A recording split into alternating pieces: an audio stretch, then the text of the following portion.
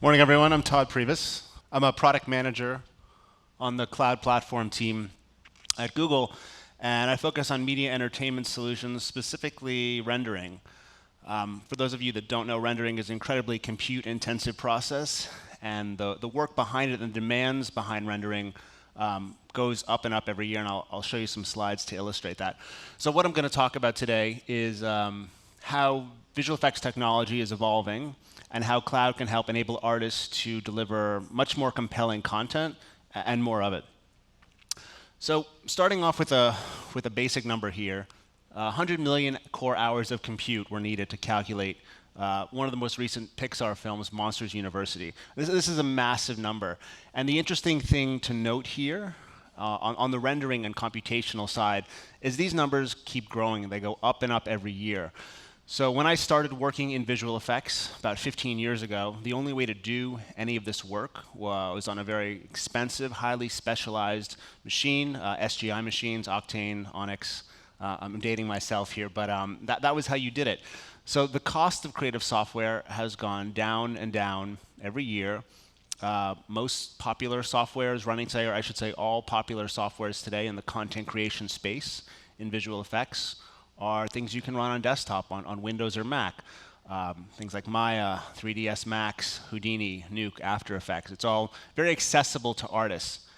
But yet on the other side of things, the computational requirements to produce these high fidelity images keeps going up and up every year. So you speak to any IT administrator or CTO of a visual effects studio or anybody on the software development side, and it's an ongoing rising cost to grow and maintain and sustain render farms. So Pixar is not making movies with any less computational power than they did 10 years ago. That number keeps going up, and I think a nice way to illustrate that is to look at their last movie, The Good Dinosaur. So that was 110 million compute hours. So a 10% increase, not to mention all of the disk space required. So this trend is obviously not going to go in reverse. Right? Audience expectations and demands for what we want to see in theaters or on television or on mobile devices, and the quality of that, and really the vision of the director, the person driving the story, is just going to continue to push the threshold higher and higher. And at some point, you get to a place where it's really not sustainable to continually build on-premise infrastructure larger and larger, given the demands of what's going on in feature filmmaking and in visual effects for television and commercials. Another very obvious statement here is how prevalent and how important are visual effects in terms of driving the box office. And I pulled this off of, I believe, Box Office Mojo a few days ago. And you look at the top 10 grossing films of all time, they're all visual effects films. They're all heavy visual effects films, 4 of which came out last year. So you can imagine the compute resources required for 2012's The Avengers versus the most recent Avengers. That's, again, continually going up and up and up. So despite the accessibility of workstations, of creative tools, on the back end, you're needing more and more resources. And that's where we see cloud as really helping to enable artists to deliver more work. So these are sort of the obvious things going on in visual effects and in animation. And this is not new to any of you, right? You have increasing demands, you have shorter turnaround time. I don't think this is necessarily anything that's really different in the era of cloud, but you're seeing summer blockbusters pushed higher and higher. I think the Batman Superman's coming out now in March. Batman vs. Superman is coming out in March. You have more and more iterations, and the expectations and the demands of the directors just keep increasing. So if you talk to anybody, again, who works as an artist in the visual effects side, it's not unusual to be working 12 to 18-hour days in those final months of preparation, delivery, and revision to make your deadline. So to sustain this is very challenging. So what studios have turned to is really a distributed workforce and artists working on visual effects shots all over the world at all hours of the day. Take ILM, for example, one of the best-known visual effects studios for years were just based in Marin and then in San Francisco. They now have offices in London, Singapore, Vancouver, and San Francisco. MPC, another very large visual effects studio, offices in Montreal, New York, Obviously, the headquarters in London. They have an office in India. So you're now seeing the sort of the crunch and the expectations as to what artists and facilities can work on, moving more and more towards a 24-hour cycle where it's not even necessarily an artist working a 12 or 16-hour day. It is artists working 24 hours a day and working in a distributed environment where you're having to share assets and share data between facilities on a global level all the time. So where does cloud come into all this? How does cloud make this, these increased workloads viable, and how does it help the artist? A few things that I've noticed now, having worked in visual effects and image processing and rendering on cloud for about 4 years, is the scalability. Again, if any of you have worked at a visual effects facility and are aware of the delivery demands, you usually plan for capacity, you buy a render farm, and it's good for most of the project, but then there's always that 1 to 2 month window right before the final delivery of the project where everything changes, where there are revisions, where the director wants new shots, where you're having to scramble and tax your render farm to get the shots done. And again, does buying more machines make sense? Not really, because you're probably using those machines for about 2 months beyond your standard capacity limits, and then they're sitting idle for the rest of the time, depreciating while you wait another several months until the next big project delivers, and you have to scale back up to that. So it's not really cost effective. So where cloud comes in is that scalability and the burst capacity. I think a really interesting thing with cloud is the notion of artist efficiency, and I'll talk a little bit more about Atomic Fiction a little bit. They're a small visual effects studio, originally started in San Francisco, now have an office in Montreal, and they've used cloud really well to grow their business. And the way that they see this is it's not only the cost effectiveness, but on the compute side of not having to buy more hardware, but it's also, in fact, what they can do to free up their artists and enable their artists to work on things faster. So if you think about a traditional render farm, you have, let's say you have 100 blades and you have maybe 20 artists. And those artists submit shots, especially at a smaller facility, to a render farm, and they're sitting there waiting for those shots to come back. Oftentimes, especially if it's at a smaller studio, they don't have other shots to work on, or they're really prioritizing these certain shots. They need to get those back as fast as possible, but at the same time, you're looking at several shots to minute at the same time, so essentially having to wait for things to queue. And those artists, very expensive, you're paying upwards of $100, $200 an hour for as CG leads, are waiting there essentially costing you money because they're not working on any shots, or at the very least the shots you deem the most important. So where cloud comes in that aspect is the ability to scale massively to the idea of, for every frame you need to render, spin up a VM, or in some cases, spin up tens of thousands of cores, whatever you need to accommodate that capacity. So now your artist idle time is essentially eliminated because there is no more waiting to turn around shots. You can scale, if a single artist has 100 frames, if you have a local farm of 100 nodes, there's no way you're going to be able to allocate all 100 nodes to that single artist. But instead with cloud, it's very easy. And you're spinning things up, you're turning that shot around as fast as possible, giving it back to the artist and allowing them to work and continue to be as efficient as possible. And this is where, again, a company like Atomic Fiction, which has been leading the revolution in cloud, really finds themselves to be have a huge advantage over other studios. And the fact they can do this, they can burst, they can work with a very small core group of artists, but at the same time be able to turn around those shots in record time. They like to refer to it as having an IMAX-sized render farm 1 minute and an ILM-sized render farm the next minute. And mind you, this is a studio that's anywhere from 30 to 80 people, depending on the size of their project. So the cost efficiency is not just in what you're saving by not buying hardware, but it really is what you're doing with your artists and minimizing their idle time. Another great example is Framestore. They've been using Google Cloud Platform for rendering now for about 1.5 years. Very similar situation. They have a lot of on-premise resources, yet when they need to burst, it doesn't make any financial sense to go ahead and bring in cores, especially in London where real estate and power are limited, to bring those in for a month. So they're able to easily burst to Google Cloud Platform and turn around more shots as needed. Atomic Fiction, as I mentioned before, they rendered most of their last film, The Walk, by Oscar-winning director Robert Zemeckis on Google Cloud Platform. This is over 9 million core hours, all run on Google.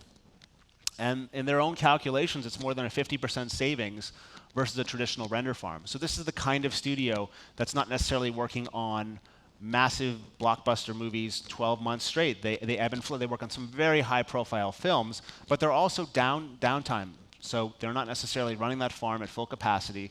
So for them, it really makes sense to go ahead, use cloud, burst when they need it, and not have to spend anything in capital investment and infrastructure. And in fact, because of cloud rendering, because of their use of Google Cloud Platform, they were able to add about 4 minutes to the film's climax in the very last few months. So I believe it was close to a third of this rendering all came in the last month and a half, right before delivery time. And for a small studio like that, to do that on-prem, to bring in all those machines, to provision all of that infrastructure in very short time frame is just really not feasible. So they're able to grow their facility from an infrastructure standpoint beyond what you could do with traditional hardware. So in particular, what does Google offer for cloud rendering and why is it of value? We have a two-pronged approach to this. A lot of it is based around our core infrastructure. So Google Cloud Platform is the same infrastructure that powers Google. So it's the same infrastructure that powers search, YouTube, Play, all of the billions of queries we get every day on search, all of the video that's uploaded and transcoded and distributed every day on YouTube. That same infrastructure is now available as part of our public cloud offering. So on the visual effects and animation rendering content side, we have some really strong offerings that we're able to give to users. So touching on some of those, permanent billing is a huge advantage when you're looking at doing parallel rendering. So I gave the example before, if I have 100 frames to render, why don't I just spin up 100 VMs? And that's what Google Cloud Platform allows you to do, while at the same time you're only ever paying for exactly what you need. So imagine I have 100 frames I have to render. Each one takes me 61 minutes. I'm not having to rent machines for a week. I'm not having to pay for 2 hours worth of computing time. I'm literally only paying for what I consume. So it's like electricity or utility in that fashion and fits really well with rendering. Speed of deployment for VMs, users are able to get up and running in close to a minute once they launch a VM. We have very fast VMs. Again, it's the same underlying technology that powers Google. Global network, as I mentioned, we're looking at facilities now with worldwide locations. Even Atomic Fiction, a smaller visual effects studio, has an office both in the San Francisco Bay Area, they have an office in Los Angeles, and they have an office in Montreal. So being able to access that data quickly, we laid our own fiber at Google. We're, I believe, the 5th largest hardware infrastructure, hardware developer. We build our own hardware, and that's all for Google. That's all for internal use. We have preemptible VMs, which are which are our excess capacity VMs. So essentially, those VMs are great for rendering because they allow you to run compute jobs at 70% off list price. If a machine is pulled, you can spin up another one. But most of the commercial rendering packages out there actually support this very notion of losing a job mid-state. So they'll actually write partially completed renders back to disk every n minutes, however you set that. So those are some of the global things we offer within Google Cloud Platform as a solution for visual effects. And then we've also taken some very specific steps within the industry, recognizing that it's one of the most important industries for a cloud platform as a dedicated vertical. Industry-specific security. So we've worked with and are working with most of the major Hollywood studios out there to educate them about what Google Cloud Platform can do, about the security behind it.